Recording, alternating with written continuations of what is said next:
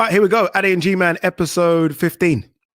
Episode 15. Can you believe it? 15 episodes, all concurrent, no breaks in between. Yeah, although I will say this week was the first time I was like, you know what, I don't fancy doing one. After that horror show that was called Times Square, and the other horror show that was called Canelo versus Skull, I was like, you know what, I don't really fancy doing this week. I don't really fancy talking boxing this week, but we are consistent, if not anything else, and we like to kind of give our own views on what was just a really bad weekend for boxing, saved somewhat by Inoue versus Cardenas. We'll get to it. Yes. But overall, just horrendous Friday and Saturday. I stayed up for the Friday night card. I stayed up for it just because I was like, we've never seen Times Square. We can. It sounds so good on paper, and the fights were meant to be good on paper, and it just, man, I can say this honestly. I got through 2 rounds of Devin Haney, and I fell asleep, and I woke up just as the 12th round was ending. And once I saw the punch stats, I was like, oh my God, thank God he put me to sleep. I didn't have to watch that. And say I've not looked at the highlights. No point. I think the Zone have posted the highlights, and I think the highlights of each fight is like 2 or 3 minutes. They were all 12-round fights. Yeah, which says a lot. I love the idea of trying to do something new in the sport of boxing. Yeah. I think it's good. It brings new eyeballs, but sometimes just stick to tradition. We saw Ben Eubank the week before. Tradition is in like boxing in a stadium or arena, whatever. No glitz and glamour. Just make it normal. And I almost feel like we're trying too hard now. I think so. Like them arriving in Batmobiles and taxi cabs and all this sort of nonsense. I'm like, what is this? Yeah, I agree. Listen, on paper that sounded good. Times Square and Riyadh. Listen, you can't knock it until you try it. I mean, they could do Trafalgar Square in London and it could be electric. You know, you just don't know until you do it. But I actually thought the atmosphere, as I said in one of my videos, you notice the sirens of police cars driving around New York more so than you did the fights that were going on.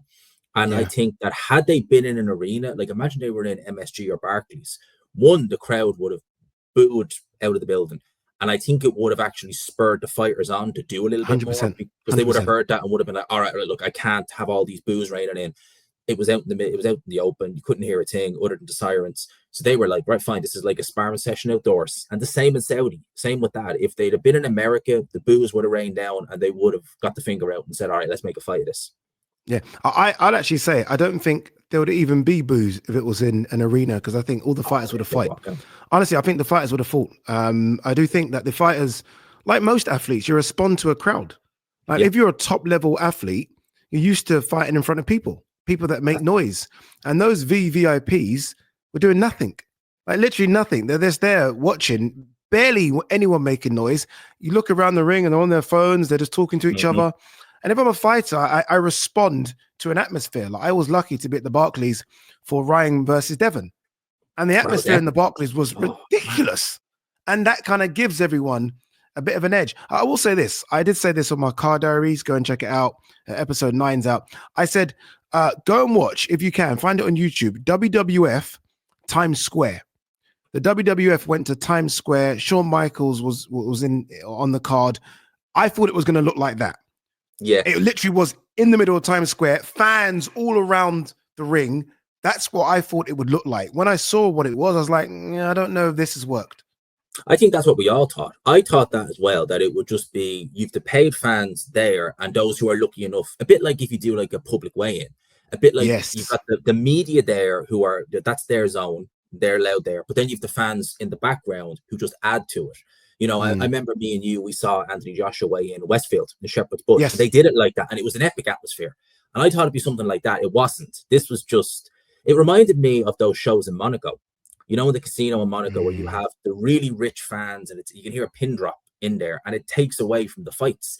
And that's exactly what it was like in Times Square. I think if they do decide to revisit it, they need a complete overhaul. They need to do it like a public weigh-in where you have the VIPs in their area with the media, and then you have everyone else who's just lucky enough to be there, because that will add to it. That will change it.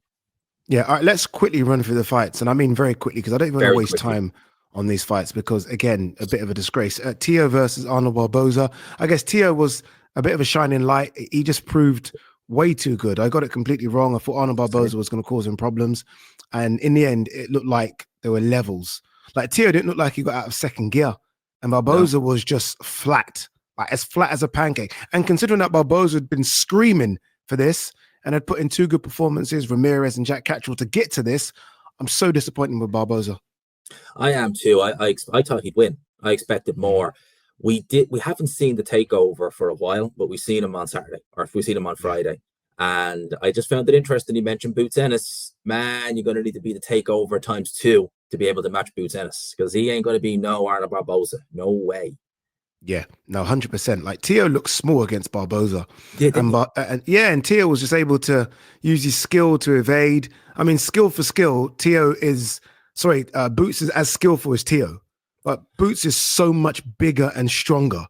So you're right. He's going to have to be better than he's ever been. And I'm talking Loma, Josh Taylor, whatever, to get close to Boots. And the only success Barboza had, he did hurt Teo. Do you remember he landed like a little right hand? I think it was the end of the 7th round, like only success he had. But Lopez was stunned. So I'm thinking if Barboza is not known as a puncher, man, Boots Ennis is like, he'll go to middleweight and still be a massive puncher. So you want to be super careful. Yeah, I think they're going to do it though. You look at what's out there. No, because I mean, Turkey's tweeted about it a few times. Yeah. So that means there's obviously been some sort of conversation. And if you're Boots, you're not going to get Barrios, because Barrios looks like he's going to fight Pacquiao. Brian Norman's going to Japan. So are you going to go 154 and fight Virgil? I don't think he wants to do that. So who's out there for Boots? And if you're Teo, I mean, no one apart from maybe the winner of Richardson Hitchens versus Kambosos, but I think it's going to be Hitchens. There's not a real big fight at 140 for Teo. He's almost separated himself now from the pack. So it kind of seems an obvious fight. I think the pack that he's been chasing are now at 147. So I think it's inevitable that he's just going to be like, right, well, I've been chasing you guys since 135. So look, here I come. I'm going to 147. And the thing is, because we're now looking at Ryan, Rowley, Devon, and we're all looking at them at 147, it actually adds light into a division that desperately needs it, doesn't it? It really does, 147. Yeah, it's names. I don't know if they're talented 147 fighters. Like, I'm looking at all of those guys, and I don't know if they're great 147 fighters. They're names, and they're all superstars. But watching Devon against Jose Ramirez, Devon's not a 147 guy. His upper body looks like he's 147, but his legs are so small. I feel like you need to get back down to 140. And he's gun shy now. He's completely, he's shot to pieces mentally at the moment. And that's going to take some rebuilding, because that wasn't the Devon that fought Regis Prograis. That wasn't even the Devon that was going into the Ryan fight. I don't know where this guy's gone, but that wasn't Devon Haney. Devon's had some performances where he's, they've been good boxing displays, like against Kambosos, but he's let big shots go. He's let right hands go. He's done things. He fought scared. He fought like, oh my God, this guy is coming at me. Just don't hit me. That's how he fought. It was like, those demons are still there. This is what I mean. He can say what he wants. Oh, the loss is now wiped. The demons are going to be there. You know damn well you can be hurt and dropped with, shots like that. And he fought like a guy who was scared to get hit, scared to engage. And the problem with that is, one, it's not going to endear fans. And two, you get like a pressure fighter. He's going to be like, oh, I'm going to be all over you, because if I can, and Ramirez didn't really do it, but it's like, if I can put it on you, you're just going to fall. That's crazy, isn't it? I mean, and look, Devon gets a lot of stick. So Devon could be done. I still think there's time because he's young, but it could be done. And he's done as a result of fighting someone with PEDs. So someone that's had PEDs has done that to Devon. Like, think about that for a second. Like, a lot of people dissed Devon over the weekend, but no one really said Devon shot because he fought Ryan, and Ryan had PEDs in his system and was able to do that to Devon. That's the reason. That's crazy when you think about it. It's mental. And I think one of the most annoying things about this whole situation is Ryan came out pretty much with his reputation intact before this fight. And people looked at Devon as though he was the bad guy. It's like he literally took a beating off a guy who served a ban because he had stuff in his system. He's done nothing wrong.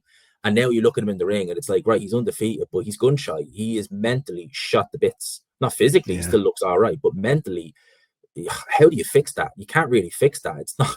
It'd be better if he was shot to bits. You could say, well, look, maybe you can box around it. You can figure out, but mentally, it's like, there's no way of fixing that. Yeah, and we've seen that with a lot of fighters mentally. Like, I mean, I know some people still talk about AJ's mental state, right? And we say he still hasn't recovered from the Ruiz, and that was how many years ago? 6 Yet we years. Still talk about the Ruiz fight as though AJ still got scars because of that. Let alone Devon, who fought Ryan 12 months ago.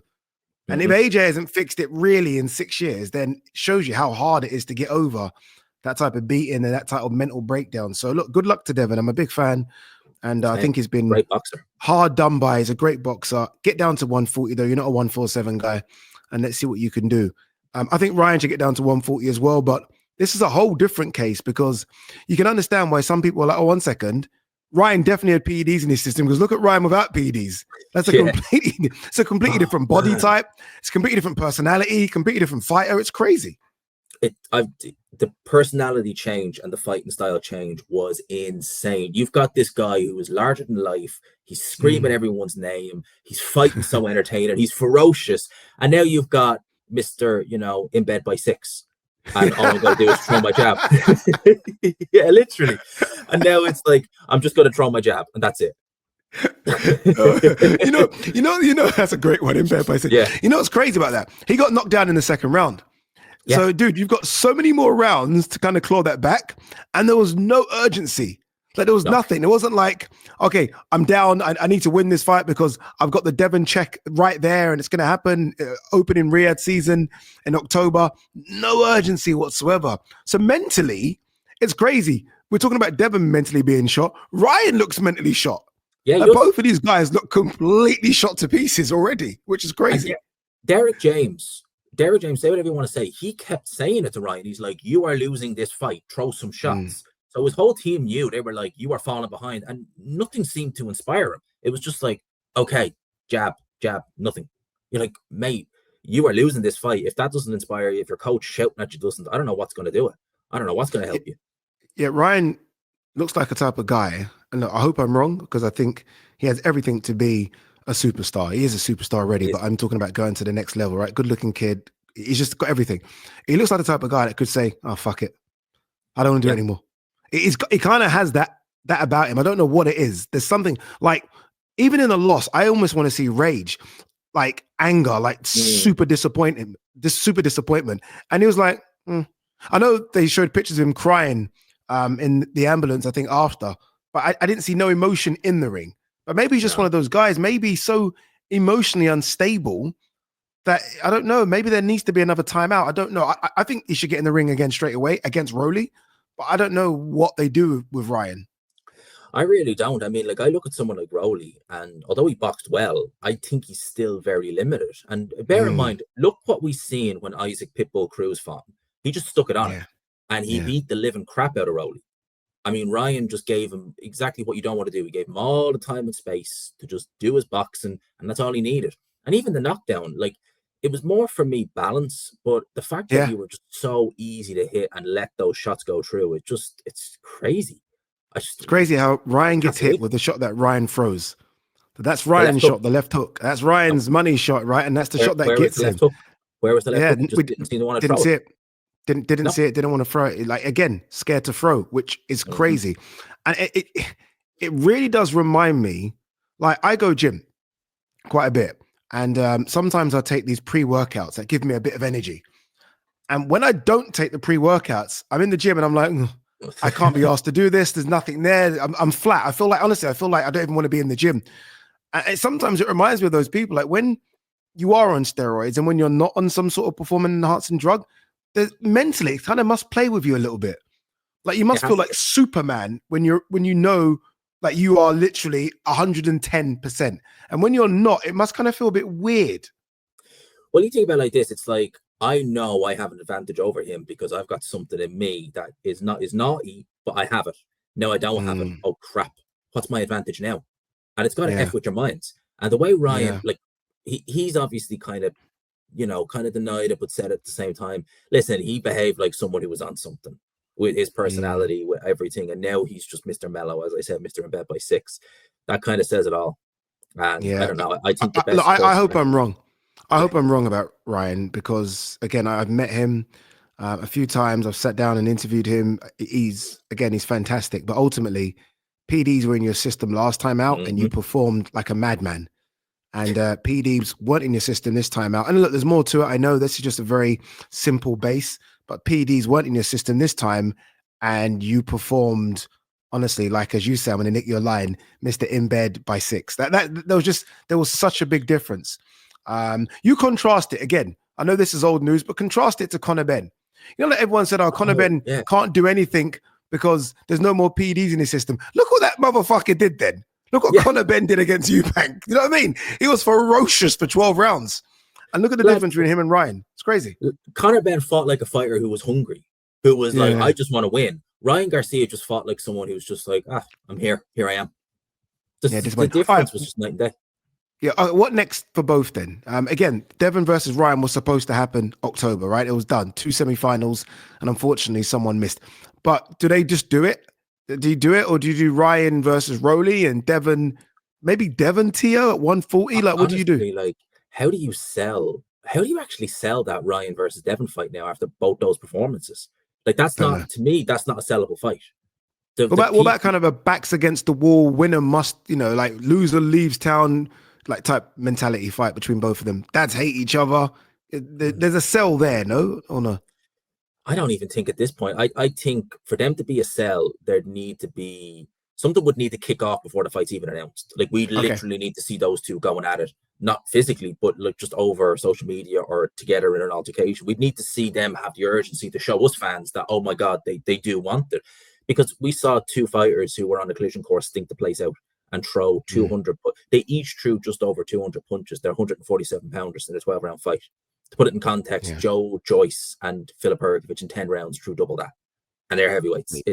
There's no selling that. Yeah, and by the way, Filip Hrgovic barely threw a punch in the first 6 rounds of that fight.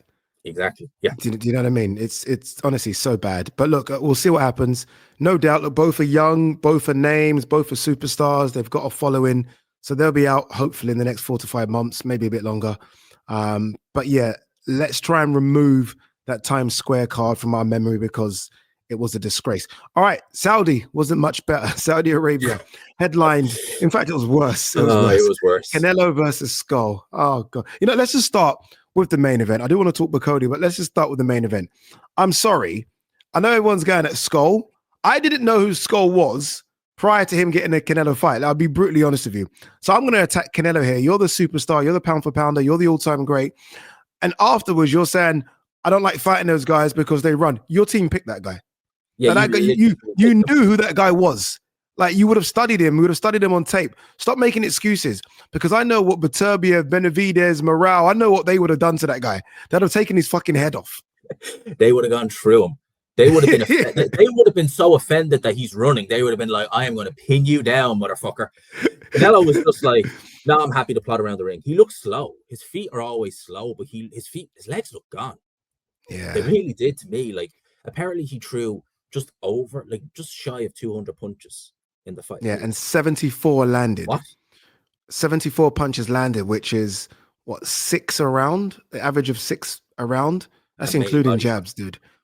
Yeah, probably body shots. As well. I thought it was a disgraceful performance. I'm not going to sort of mince my words here. And you know what upsets me as well? I know there's an idea of him coasting, and he probably was. He's got the Crawford fight, which is worth hundreds of millions, and I get it.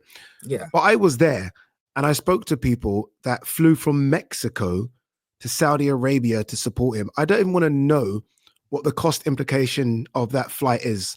It's not one direct flight like we do from the UK to Saudi. I don't even want to think of what that is. So you've got fans that have spent thousands of pounds to come to somewhere they probably didn't even want to go because they're used to seeing you in Vegas. But they said, you know what, we're Canelo fans. We're going to come and support regardless of where you are, regardless of what time the fight's going to walk, which it did at 7 a.m. And you put that performance on for them. And then you say at the end, Viva Mexico, like that's supposed to somehow invoke some sort of something in them. Honestly, disgraceful. It was. And I think with Canelo, listen, whether you're a mover, whether you're a pressure fighter, fans are paying hard money to see you fight. They're putting money out of their pocket. And in this case, they're traveling halfway across the world. I think you have a duty as a fighter to those fans to deliver the best performance and most exciting performance you can. Following a guy around the ring for 12 rounds, landing 6 shots around, if even.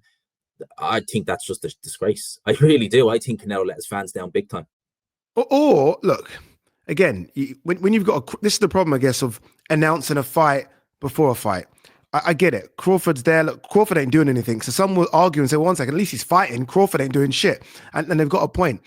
What you can do, a bit like football, right? Where if a team smashes a team 4-0 at halftime, you take off your superstars, right? Yeah. To rest them. Maybe Canelo goes hard for 4 rounds against Skull. And if it's like, okay, I can't get this guy out there, then coast. I get it. Exactly. But he coasted from minute one. From minute one. Arsenal had 10 changes to one of their sides the weekend before they played PSG because they knew the big fight is coming, but we're still going to try and win.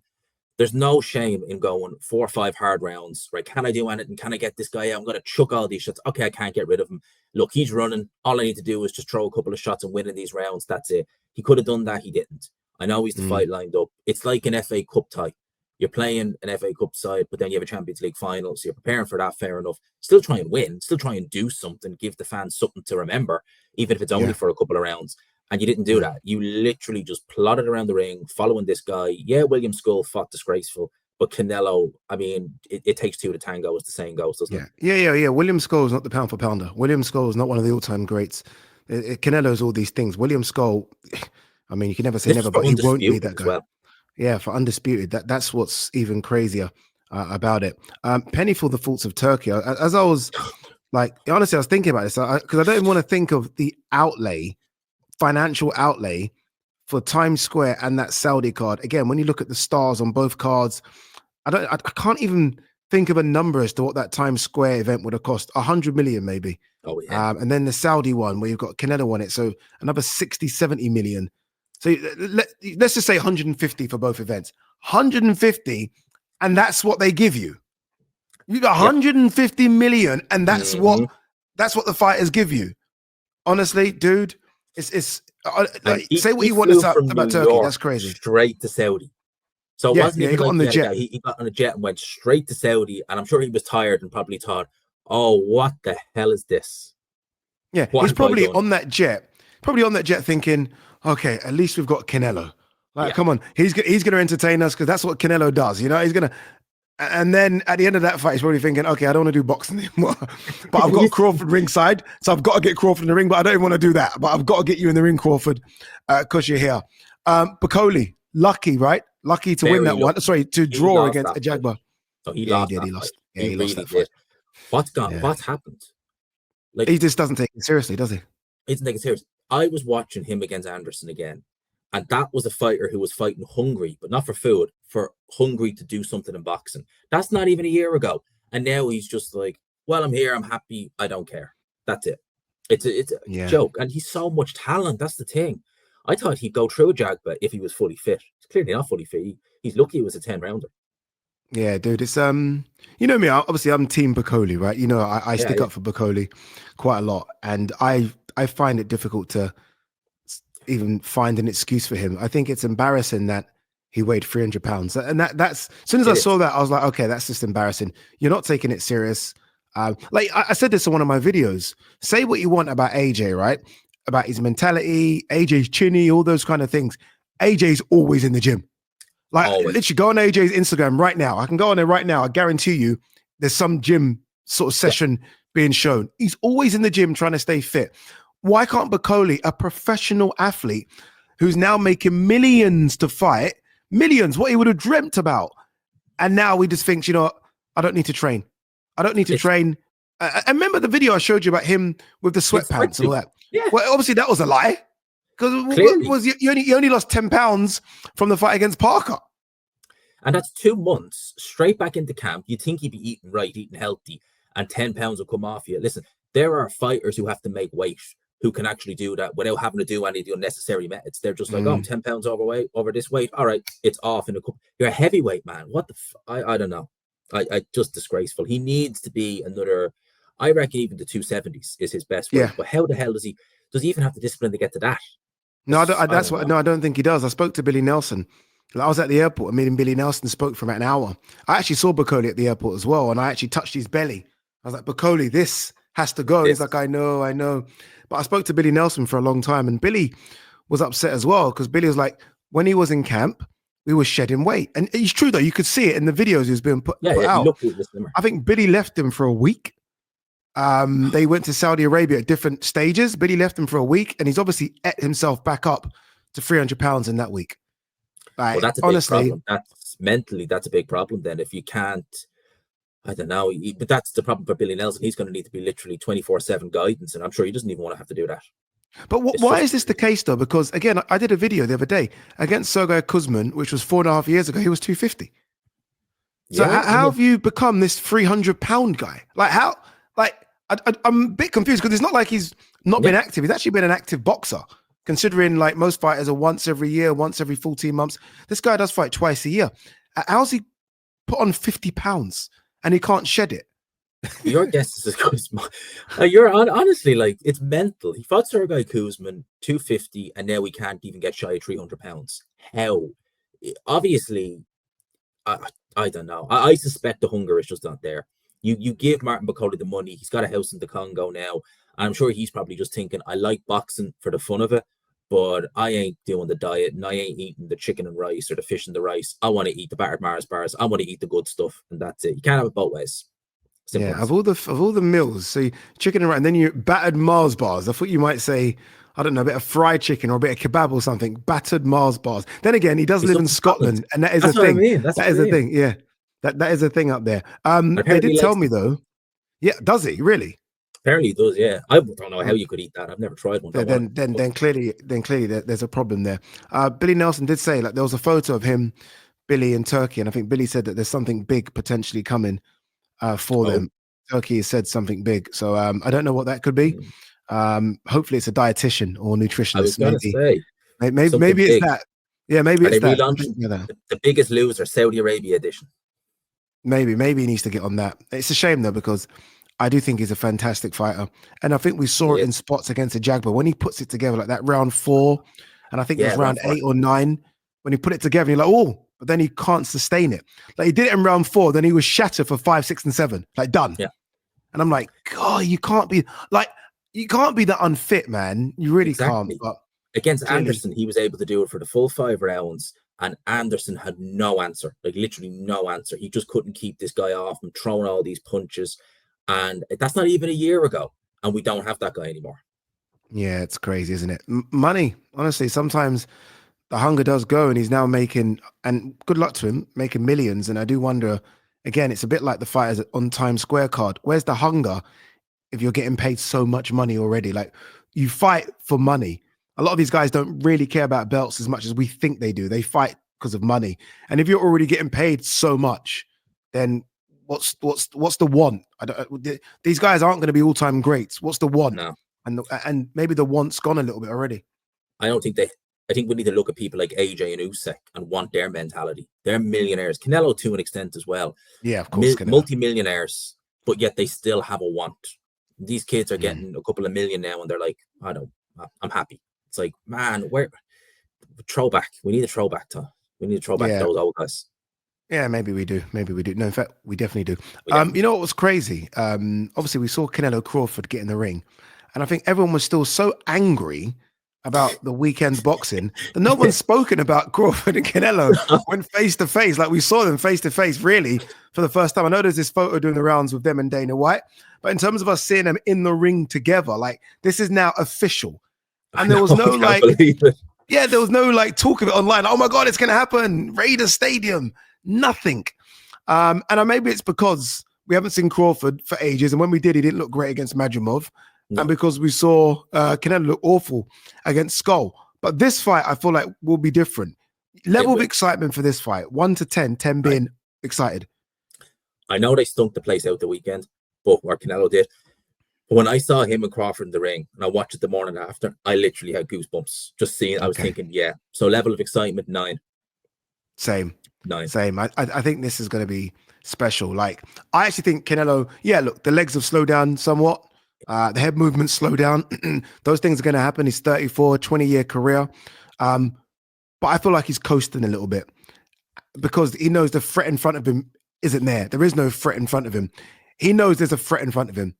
And I expect because of that, Canelo to almost wind the clock back a couple of years. Not 5, 6 years. You can't do that. But a couple of, I think we're going to see a very, very good Canelo. So do I. I think that he's known the likes of Munguia, Berlanga, John Ryder. He's known he's levels above those guys. So he doesn't need to perform at the Canelo who fought Billy Joe, who fought Callum Smith. He needs to in this fight. And I don't know if he can get back to the Canelo with Billy Joe, but if he can get close to it, holy crap, we're in for a hell of a fight. Yeah, and let's not forget as well. I mean, Crawford's a 147 guy, dude. Like he's a Really, one fighter, not 150. even 154. Really, yeah, he's a 147 guy. So this is a big, big weight jump. Like 20 pounds pretty much is that's I'm interested. I'm intrigued. I'm very intrigued because again, Crawford was okay against Madrimov. It wasn't as bad as some people say, but it also wasn't vintage Crawford. No. And he's 37, going to be 38 the time the fight rolls around. So he's no spring chicken. I'm just afraid. Do you know what I'm afraid of? I'm afraid that we'll get Canelo who roll back the years, but Crawford, although he's had not a punishing career, that time is just going to like that. And I hope not. I hope we get the best version of Crawford we have now against the best version of Canelo. We're not going to get them both at their peak, but I really do hope. I am worried about the weight for Crawford. I am. I know a lot of people are saying it won't be a factor. Listen, he weighed in 167 pounds the next day for his fight at 154. So he's basically a super middleweight. And Canelo was having a cut to get down. He's having to cut maybe, 20 pounds to get to that weight. He's standing there fully hydrated at that weight. So it's going to be a huge one. Maybe that's why he's putting the weight on slowly. Maybe that's why he's taken a whole year to fight again. Maybe it's a case of, okay, we're going to put this weight on properly and slowly. We're not just going to bulk it on in a couple of months. We're going to strategically do it like week by week. Like you have to weigh this on week 10 and this, or do you know what I mean? Like slowly but surely. But I think it's going to be an incredible just spectacle. I'm hearing the WWE are going to get involved.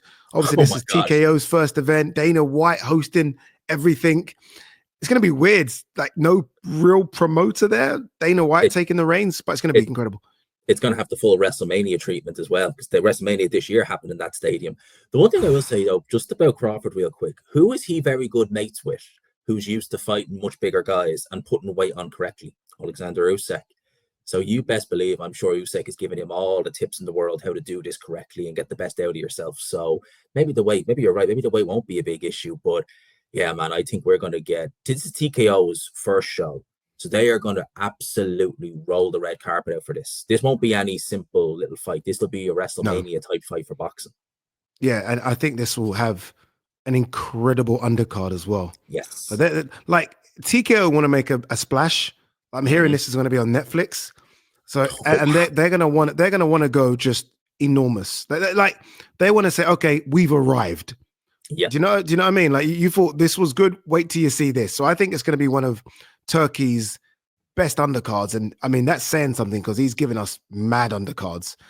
I can't picture what the undercard could be, but I think it's going to be frightening. I really do. I think this is kind of like Turkey meets Dana meets TKO, all collide. It's going to be just like, imagine that powder keg just going to go bang. And we are going to see, I'd say the event itself, we're probably going to see live acts, but we're definitely going to see a crazy undercard. We'll see undercards like that will probably make the last crescendo look like a simple sky shot. That's how good I think this undercard's going to be. Dude, even like I've been to a few Canelo fights and the weigh-ins in the Toshiba Arena. I mean, he has thousands of people there. Turkey wouldn't have seen anything like this. I mean, the ones over here are big, like obviously AJ Dubois, Trafalgar Square, yes, was nice, about 1,000, but he's going to see thousands. And they both bring completely different demographics. Obviously, Black Africans will be supporting, African Americans all over Crawford, Mexican Americans all over Canelo. Then you got all the neutrals. Dude, this is going to be just enormous, dude. Oh my God. It's going to be who wins? I'm still saying Canelo. I think the weight is just, and I'm one of Crawford's biggest fans. He's one of my favorite fighters, but I just think the weight's going to be too much for him. I do. But if he wins, that resume Crawford has, if he ends it with Canelo, honestly, that's something different. And it's not even that, as you said, he's going up 20 pounds. Yeah, it'd be interesting, actually, that question, if he ends it with Canelo, because I can't see what he does. He's not a 168 guy. There's no one at 160 as a dance partner, really. So yeah, that might be his last one. And good luck to him. It's been an amazing career, and it'll be a good way, win or lose. He's going to get paid a hell of a lot of money, and I think he deserves it because for so long he was on Top Rank and couldn't get the fights against the guys on PBC. Keith Thurman, no. Danny Garcia, no. Errol, no at the time. Sean Porter, no at the time. Literally none of them would come across and fight him. And he's been watching those guys collect all the biggest paychecks, and he's been angry, and he's been starving. And now it's his time to eat. And I love Terence Crawford. So look, good luck to both. I'm a big fan of both. AJ, we mentioned AJ a bit earlier in the show. We got this news or image that AJ's sparring Lawrence Okoli, which kind of baffled me because I thought AJ had like elbow surgery or was doing elbow surgery and couldn't fight. Well, sparring's as close as you're going to get to a fight. So have you got surgery or not coming up? Because I'm confused as to what's going on. Same with me. I'm thinking maybe did they realize it wasn't as bad and that they can go and spar again? Because I don't get it. And Lawrence Okoli as a sparring partner, it's not like he's taking it easy if he is injured. Because Okoli don't play around. I couldn't get over the size of Okoli in the picture. Like AJ is a big heavyweight, and like Lawrence Okoli is a bit shorter, but like he looked physically bigger. I'm like, how did you make cruiser? Like, makes no sense, dude. How did he make Bridger? Like, how did he make any of these weights? Like, honestly, dude, I've been around him, and it's not fat. Don't get me wrong, he's not as ripped as an AJ or an FA Jagbo or any of those types, but it's solid. He's a solid big heavyweight now. I'm surprised. But look, it's good to see AJ ticking over. Maybe this December date he mentioned is just a tease, because I don't understand why. We're in May, for heaven's sake. December is just so far away. October, September are a bit closer, and AJ's back in sparring. Tyson Fury is back training with Sugar Hill Stewart. I'm looking, I'm thinking maybe the stars are finally aligning. Usyk has mentioned he wants a trilogy with Joshua or Fury. Come on, we gotta put two and two together and say we think they're gonna meet and the winner's gonna face the Usyk Dubois winner. That's what I'm saying. I'm sticking my neck out and saying that's what happens. That makes sense. That makes a lot of sense, and that makes for big fights as well. If it's played out like that, almost again 2 semi-finals, if you like, then it makes a lot of sense. And I don't know what combination I'd like to see in the final, actually, because they're all quite intriguing. Like all of a sudden, Fury versus Dubois just sounds a bit mad. Like that, never could happen. Like, Frank Warren would have a heart attack. But he'd have a heart attack ringside. Seeing these two prized possessions kill each other. It'd almost be like a slave master watching these gladiators just fucking beat the shit out of each other. It'd be strange. But I don't mind. I don't mind whichever way that plays out. I want to kind of reverse a little bit if we can, because we forgot to mention Inoue. Obviously, everyone was so angry about the weekend boxing. Inoue saved us with his fight against Cardenas. What did you make of that performance? That fight was amazing, and you could see Joe Tessitore, who was commentating. He was like, "This is how it should be." Because I think he was having a hangover from the weekend's fights. It was amazing. I'm a bit worried about Inoue though. He keeps getting caught with that left hook. Like, I'm not saying he's chinny, but like and this is the thing, he's so offensively minded. He's just getting caught with silly shots. And what's annoying is he's caught with it, he's dropped, and then he never gets hit with it again. He's like, okay, I can adjust. It's like, mate, don't get flip and drop before you adjust, because what happens if you meet someone who actually can keep you down? Because it's too late then to adjust to it. Yeah, it's like he's so assured of his power and his power of recovery that it's like, fuck it, I'm gonna just have a fight here. And I almost feel like there's a bit of pressure because of the weekend and his first fight in America in a few years. I almost felt there's a lot of pressure on Inoue to perform for us. Like, I kept on seeing it on all sort of Twitter and blogs, like, Inoue, save us. Inoue, save the weekend, save boxing.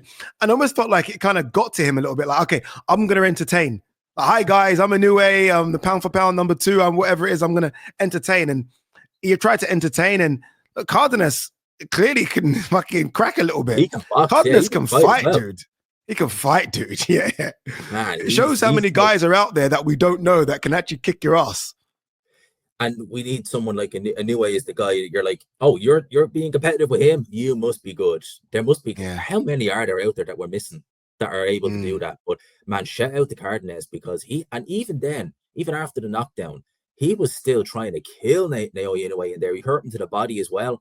And even when Inoue, he was actually protesting the stoppage. He had taken so much punishment. He was still like, no, I want to continue. Don't stop me. Yeah. It's crazy. Yeah, those South Americans are built different. They're different. More than anyone, more than any fighters on planet Earth, they're a completely different breed when it comes to taking punishment. That's just how they spar.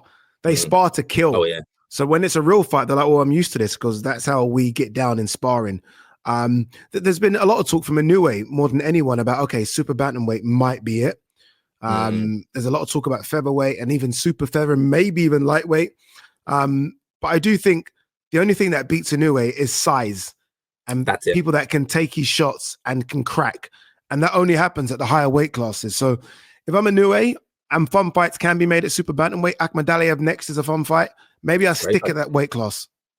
I think so, because the few times he has fought guys who, like TJ Dehaney, when he fought him, he's really a featherweight. And look at the size difference between them. It looked like 2 weight divisions difference. And I'm just thinking that's a featherweight coming down. If you go up there, man, those guys are big and they can take a shot. They can push you back. And if they're hitting you, if you're getting hurt by 122 pounders, it's only going to get harder up there.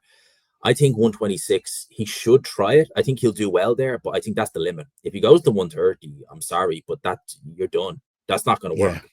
Yeah, because he doesn't have, I mean, he's obviously got power. He doesn't have Pacquiao speed. Like Pacquiao had speed to really negate the fact that Pacquiao wasn't the biggest. And obviously Pacquiao could crack as well. So Pacquiao was able to go through the weight classes and he might have had some assistance either, but we won't go there.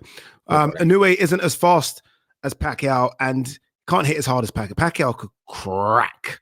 Yeah, Pacquiao's power at those lightweights was crazy. Inoue's power is real good, but it's more, he breaks you down with punch after punch. Pacquiao had one punch, sleeping power. Yeah, Inoue doesn't have that. But look, regardless, Inoue entertained as he always does. And now it's going to be Akhmadaliev next, and we're here in September as well. September's busy. September is busy. They're talking Ben Eubank September. I mean, CANELO-CRAWFORD September. Akhmadaliev September. Like, September's nuts already. Like, how is that possible? Honestly, there's Matchroom are definitely going to do a card, and Queensbury are going to do a card. It's crazy. All right, let's talk as we wrap the show about Queensbury's card this weekend, headlined by Anthony Kakache versus Leigh Wood.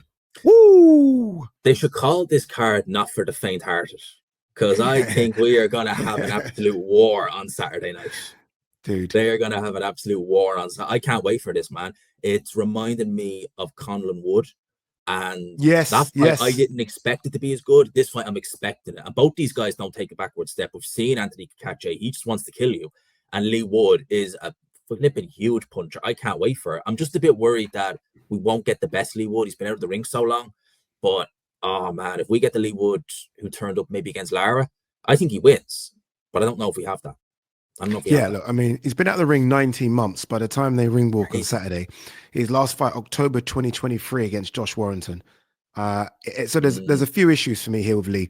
Inactivity, moving up in weight, age, and he was injured in that 18-month period as well. So that's a lot of that's 4 really big things going against you when you're fighting Kakache, who finally is on a bit of a roll, who is a massive. It basically is a lightweight. He's cheating. He's cheating.